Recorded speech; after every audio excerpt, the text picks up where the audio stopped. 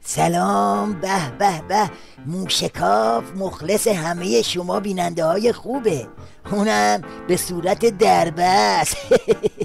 میگم من نمیدونم چی تو این زهر لاکر داره که اصلا روان همه مهره‌های نظامو پاک کرده.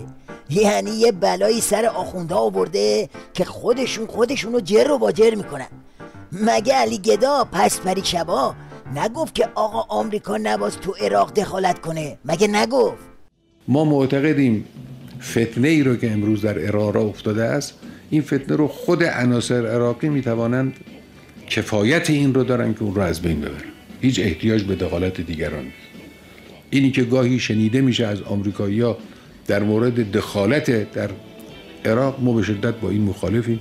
هیچ گونه دخالتی رو از سوی آمریکایی‌ها و دیگر قدرت‌های بیگانه در عراق ما موجه نمی‌دانیم.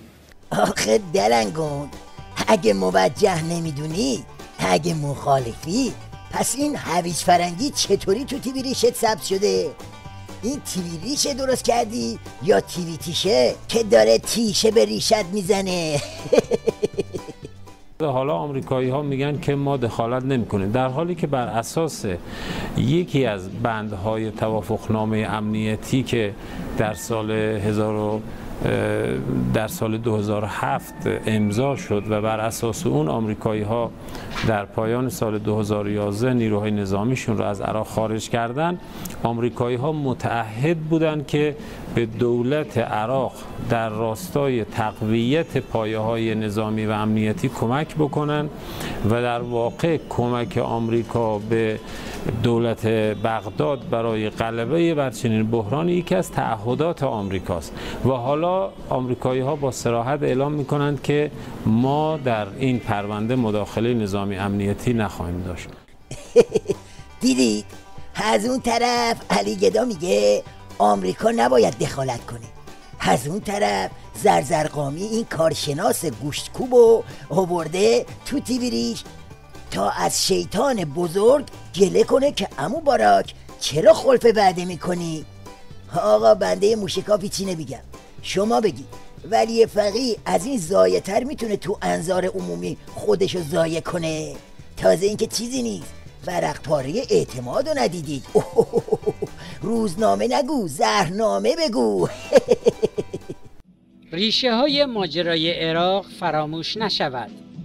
میتوان گفت که این ادعا که همه ماجرا زیر سر داعش است برای دولت عراق عذر بدتر از گناه است. فارغ از اینکه افراطیونی از قبیل داعش که جنایات بیشماری مرتکب شدند چه وضعی در مناطق اشغال شده عراق دارند، این امر مسلم است که نحوه اداره عراق در دهه گذشته نمیتوانسته به وحدت ملی عراق منجر شود. خروج از بنبست فعلی عراق و بیرون آمدن از نظام فرقه‌ای که همراه با فساد گسترده است تنها راهی است که به حل مشکل عراق کمک خواهد کرد. تازه نویسنده این جملاتی که شنیدید جیگر نکرده اسمشو پای مقالش بنویسه.